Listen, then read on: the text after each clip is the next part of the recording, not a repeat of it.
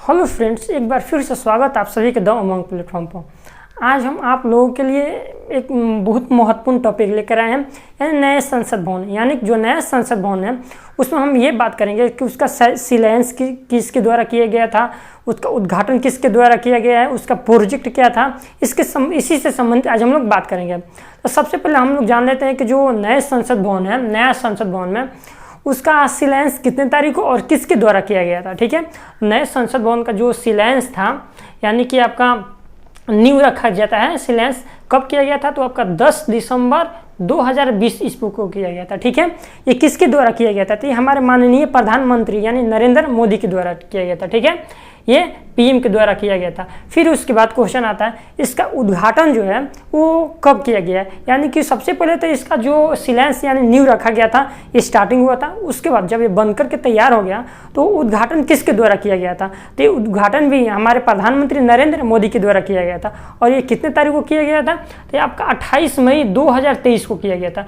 यानी जो 28 मई है इसी दिन आपका वीर BD सावरकर जो है, BD सावरकर का जन्मदिन यानी जन्म तिथि के उपलक्ष्य में 28 मई 2023 को उद्घाटन किया गया था। ठीक है, उसके बाद बात करते हैं कि इसका वास्तुकार। ठीक है, वास्तुकार इसके कौन है, हमारे वास्तुकार कहने का मतलब इसका डिजाइन किन्होंने मतलब किसने तैयार किया था।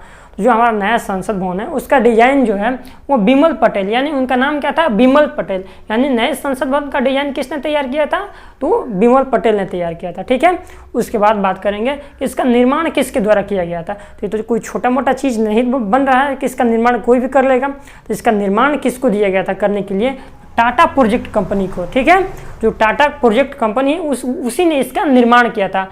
और निर्माण करते समय इस परियोजना का नाम क्या रखा गया था, वो परियोजना का नाम, मेरा कहने का मतलब कोई भी चीज़ स्टार्ट होता है उसको एक नाम दिया जाता है। तो जब ये बन रहा था उस समय इस परियोजना का नाम क्या रखा गया था, इस परियोजना का नाम आपका सेंट्रल विस्टा रखा गया था। ठीक है, यानी परियोजना का नाम क्या रखा गया था, तो सेंट्रल विस्टा रखा गया था। फिर इसका आकृति कैसी है, तो हमारे जो नए संसद भवन की जो आकृति है वो आकृति की कैसी है, त्रिभुजाकार है। ठीक है, कैसी है, तो त्रिभुजाकार है और चौथी मंजिल है, यानी कुछ में 4 मंजिला बनाया गया है।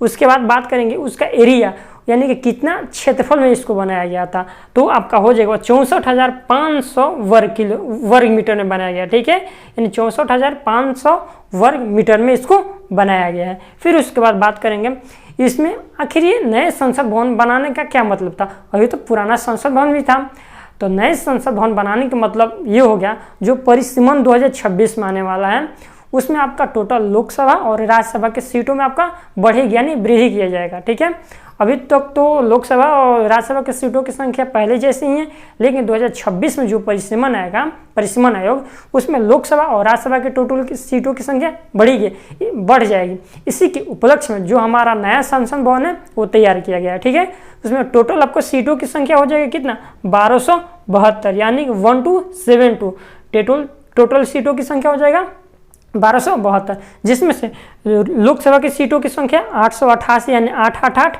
और राज्यसभा की सीटों की संख्या 384। टोटल जोड़िएगा इसको तो आपका 1272 आ जाएगा। यानी लोकसभा की सीटों की संख्या 888 888 और राज्यसभा की सीटों की संख्या 38 और 4। फिर उसके बाद हम बात करेंगे इसके कुछ महत्वपूर्ण टॉपिक यानी तथ्य के बारे में बात करेंगे। तो आपका तथ्य ये है कि जो हमारा लोकसभा अध्यक्ष है जो नए संसद भवन में वो बैठेंगे तो उनके ठीक बगल में एक सिंगोल स्थापित किया गया है। ठीक है, वो सिंगोल है क्या, उसी के बारे में हम बात करेंगे। जो हमारा सिंगोल है ये आपका तमिलनाडु के तिरुवदुथुरई मठ है। ठीक है, कौन सा मठ है, थिरुवदुथुरई मठ है। ठीक है, उसी के पुजारियों के द्वारा ये जो सिंगोल है हमारे माननीय प्रधानमंत्री नरेंद्र मोदी को सौंपा गया है। ठीक है, उन्होंने इसको नए संसद भवन में स्थापित किया गया था। तब हम बात करेंगे जो सिंगोल है, ये सिंगोल आखिर क्या चीज़ है। ठीक है, तो ये सिंगोल उसको बोला जाता है, ये जब कोई राजा किसी दूसरे राजा को अपना जो सत्ता होता है वो स्थानांतरण करता है या अपने वंशज अपने पीढ़ी दूसरे नेक्स्ट जनरेशन को वो स्थानांतरण या देता है, तो उसी के उपलक्ष्य में वो जो सिंगोल है वो दिया जाता है ताकि हमारा जो सत्ता था वो हमने वो आपको दे दिया। उसी के उपलक्ष्य में ये जो सिंगोल है वो दिया जाता था। ठीक है, वो एक प्रतीक के रूप में दिया जाता था। तो वो ये चोल साम्राज्य में, ये तमिलनाडु के चोल साम्राज्य जो था उसी वो चोल साम्राज्य में ये दिया जाता था सेंगोल, ठीक है। तो जब ये 14 अगस्त 1947 को वायसराय लॉर्ड माउंटबेटन के द्वारा जब ये हम सौंपा जा रहा था, तो उन्होंने, जब लॉर्ड माउंटबेटन ने कहा जवाहरलाल नेहरू से, यानी गणतंत्र भारत के प्रथम प्रधानमंत्री से, कि जब ये ब्रिटिश सत्ता जो है ये भारत को सत्ता हस्तांतरण कर रही है, तो उसके उपलक्ष्य में आपने क्या आयोजन, मतलब क्या कोई प्रोग्राम किया है। तब जवाहरलाल नेहरू ने कहा, उस समय जो हमारे सी राजगोपालाचारी थे वो वायुविद यानी कि एक राजा जी के नाम से वो फेमस थे, ठीक है, उनका उपनाम था। तो जवाहरलाल नेहरू ने उनको बुला करके ये सारी बातें बताई।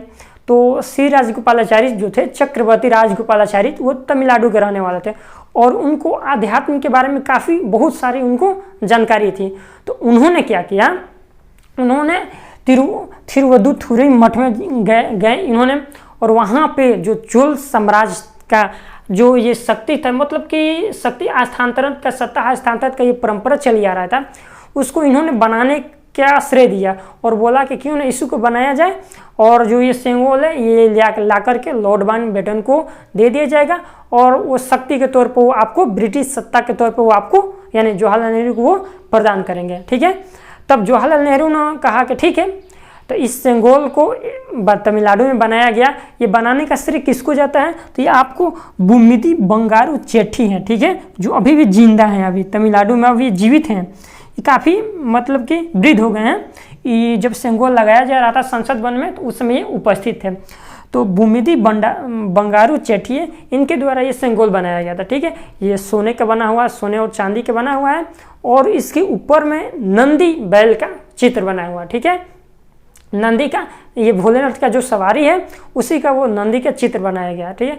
तो ये इन्होंने, इनके द्वारा जब बनाया गया और विशेष विमान द्वारा इसको 14 अगस्त 1947 को ले जाकर लॉर्ड माउंटबेटन को दिया गया, ठीक है।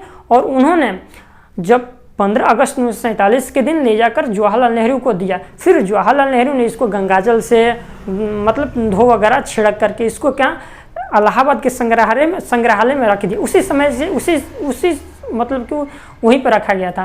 तो जब नए संसद भवन जब बन रहा था, तो उसी के उपलक्ष्य में इसको निकाला गया और ला करके नए संसद भवन में इसको रखा गया। तो ये आपका सेंगोल हो गया। अब देखिए, संसद भवन का 3 गो द्वार है। तीनों द्वार का नाम क्या है? एक द्वार का नाम ज्ञान द्वार है, शक्ति द्वार है और कर्म द्वार है। यानी 3 द्वार है, 3 का नाम है ज्ञान द्वार, शक्ति द्वार और कर्म द्वार है, ठीक है। उसके बाद बात करेंगे लोकसभा भवन का जो थीम है वो क्या है और राज्यसभा भवन का थीम क्या है। तो लोकसभा भवन का जो थीम है वो आपका मोर है और राज्यसभा भवन का जो थीम है वो आपका कमल है। अगर आपसे कोई बोलेगा कि कहीं